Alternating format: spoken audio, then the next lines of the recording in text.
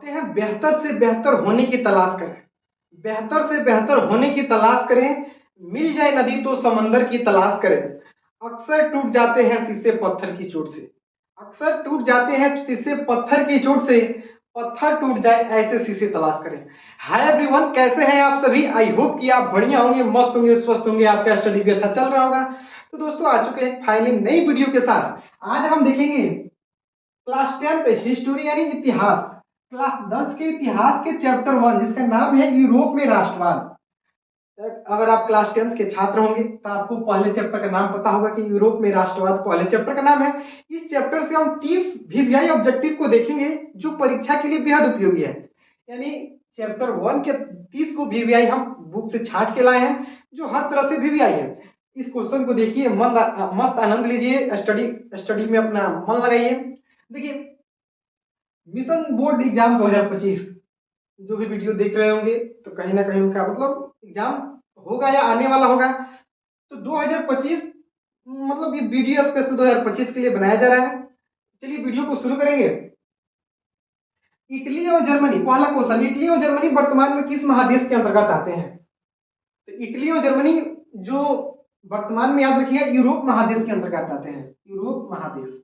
यहाँ देखिए, हम जो आंसर है उसको हाईलाइट कर दिया ताकि मतलब वीडियो बनाने के बाद बहुत सारे ऐसे बच्चे होते हैं जो पीडीएफ को मांगते हैं। जब पीडीएफ को लेते हैं तो उनमें आंसर मतलब मान लीजिए चारों की कलर रहेगा तो आंसर उनको समझ में नहीं आता है, तो हम इसको हाईलाइट कर देते हैं ताकि बाद में भी बच्चों को दिक्कत ना हो, हाईलाइट रहे तो बच्चों के लिए मतलब सर्व किया जाता है, तो आप इस पर ध्यान दीजिएगा। तो इटली और जर्मनी वर्तमान में यूरोप महादेश के अंतर्गत आते हैं। ठीक है, नेक्स्ट क्वेश्चन की ओर बढ़ेंगे। फ्रांस में किस शासक वंश, फ्रांस में किस शासक वंश की पुनः स्थापना वियना कांग्रेस के द्वारा की गई थी? तो फ्रांस में याद रखिएगा बुर्बो वंश था, उसी के द्वारा वियना कांग्रेस मतलब वियना कांग्रेस की पुनः स्थापना कराई गई थी। नेक्स्ट क्वेश्चन की ओर बढ़ेंगे। मेजनी का संबंध किससे था? तो मेजनी का संबंध याद रखिए कार्बोनरी से था। मेजनी का संबंध कार्बोनरी। नेक्स्ट क्वेश्चन की ओर बढ़ेंगे। ठीक है, नेक्स्ट क्वेश्चन है हमारा, इटली और जर्मनी के एकीकरण के विरुद्ध, इटली और जर्मनी के एकीकरण के विरुद्ध निम्न में कौन था? यानी चार देशों का नाम दिया और पूछ रहा है कि इटली और जर्मनी के एकीकरण के विरुद्ध निम्न में मतलब विरुद्ध कौन सा देश था? याद रखना ऑस्ट्रिया, जो हमारा देश था ऑस्ट्रिया था। नेक्स्ट क्वेश्चन की ओर बढ़ेंगे।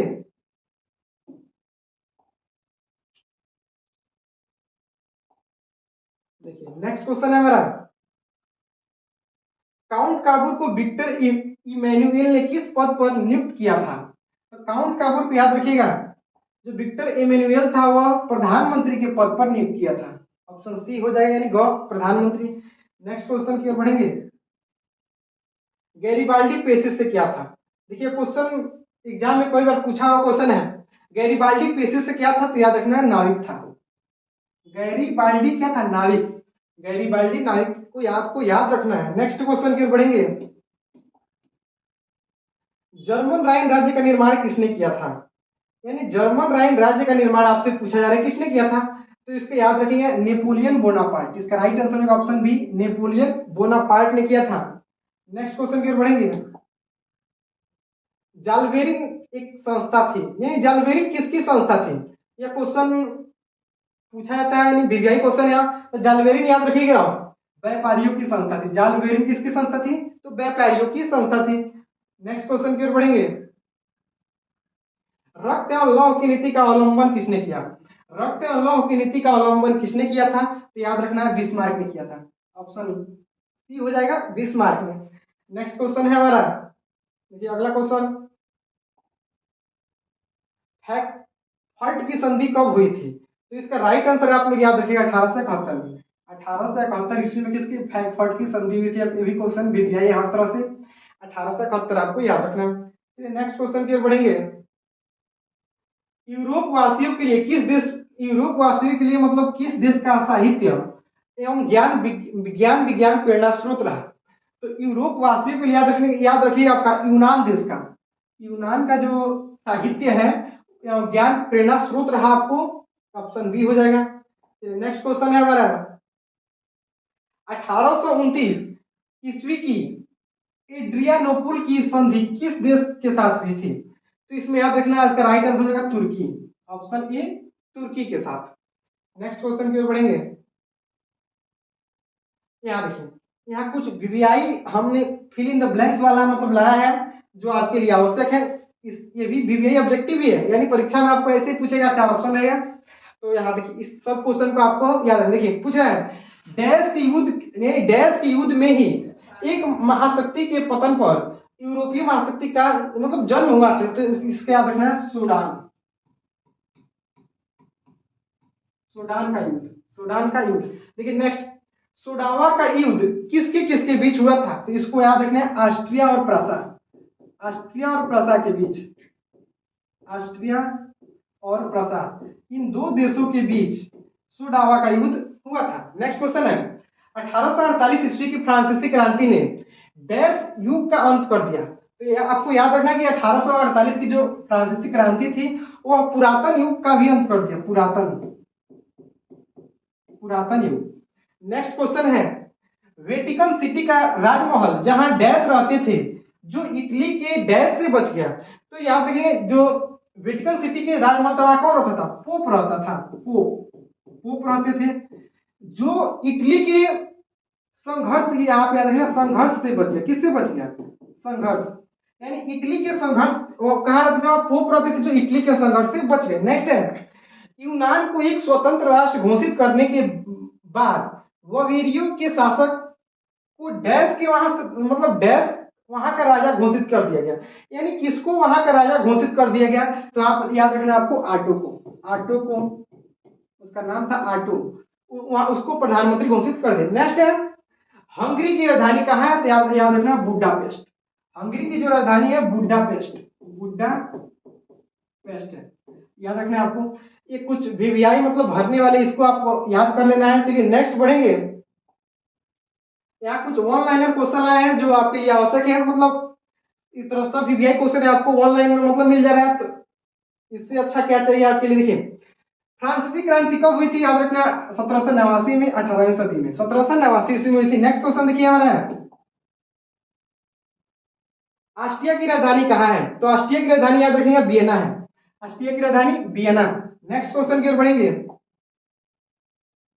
फ्रांस की क्रांति का प्रमुख कारण क्या था? यानी जो फ्रांस की क्रांति हुआ था उसको कुछ ना कुछ कारण होगा, तो उसमें जो सबसे प्रमुख कारण था निरंकुश शासन। उसका प्रमुख कारण क्या था? निरंकुश शासन था, निरंकुश शासन। आपको याद रखना फ्रांस की क्रांति का जो प्रमुख कारण था निरंकुश शासन।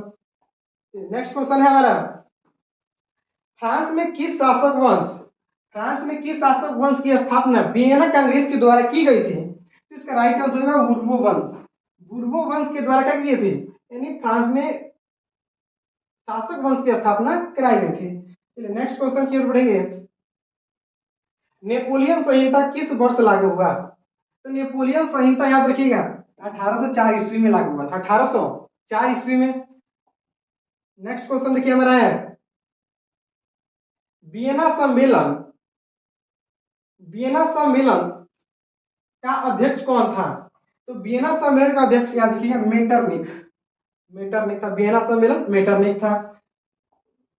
नेक्स्ट क्वेश्चन हमारा देखिए क्या कर रहा है मेटरनिख व्यवस्था का उद्देश्य क्या था? यानी मेटरनिख ने जो व्यवस्था बनाया था उसका उद्देश्य क्या था? तो उसका उद्देश्य याद रखिएगा पुरानी व्यवस्था की पुनः स्थापना, यानी जो पुरानी व्यवस्था थी उसको पुनः स्थापना करना मेटरनिख व्यवस्था का उद्देश्य था। आपको याद रखना है। नेक्स्ट क्वेश्चन हमारा मेटरनिख कौन था? तो मेटरनिख आपने पढ़ा होगा अपने सिलेबस में, वह ऑस्ट्रिया का चांसलर था। ऑस्ट्रिया का चांसलर कौन था? तो मेटरनिख था। चलिए नेक्स्ट क्वेश्चन हमारा है किसने कहा था कि जब फ्रांस, किसने कहा था कि जब फ्रांस छींकता है तो बाकी यूरोप को सर्दी जुकाम हो जाता है?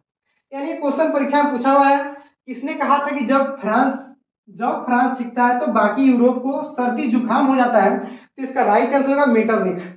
मेटरनिख ने कहा था, मेटरनिख ने कहा था कि जब फ्रांस छींकता है तो बाकी यूरोप को सर्दी जुकाम हो जाता है। नेक्स्ट क्वेश्चन की ओर बढ़ेंगे। एक्ट ऑफ यूनियन कब पारित हुआ? यहाँ क्वेश्चन पूछा जा रहा है आपसे एक्ट ऑफ यूनियन कब पारित हुआ? तो इसका राइट आंसर होगा 1707 ईस्वी में, 1707 ईस्वी में आपका एक्ट ऑफ यूनियन पारित हुआ था। इसको आपको याद कर लेना है। ठीक है, नेक्स्ट क्वेश्चन है यंग यूरोप की स्थापना। यंग यूरोप मतलब का संस्थापक कौन था? यंग यूरोप का संस्थापक आपसे पूछा जा रहा है कौन था? तो इसका राइट आंसर होगा मेजनी। मेजनी था। और मेजनी का संबंध किससे था? तो कार्बोनरी से था। और यंग यूरोप का संस्थापक कौन था? तो याद रखना मेजनी था। चलिए नेक्स्ट क्वेश्चन की ओर बढ़ेंगे। जालबेरिन किसकी संस्था थी? इस क्वेश्चन को हमने जस्ट पीछे देखा। तो जालबेरिन याद रखना व्यापारियों की संस्था थी। जालबेरिन किसकी संस्था थी? तो व्यापारियों की संस्था थी। चलिए नेक्स्ट क्वेश्चन, एक यहाँ एक क्वेश्चन देखिए लिखा है इटली का एकीकरण कब हुआ था? इटली का एकीकरण कब हुआ था? यह क्वेश्चन आपसे पूछा जा रहा है। इस आंसर इन क्वेश्चन का आंसर आपको नीचे देना है कमेंट बॉक्स में। यानी नीचे कमेंट बॉक्स में आप इस क्वेश्चन का आंसर आप कमेंट बॉक्स में बताइए कि इटली का एकीकरण कब हुआ था। ये भी क्वेश्चन भी आई है।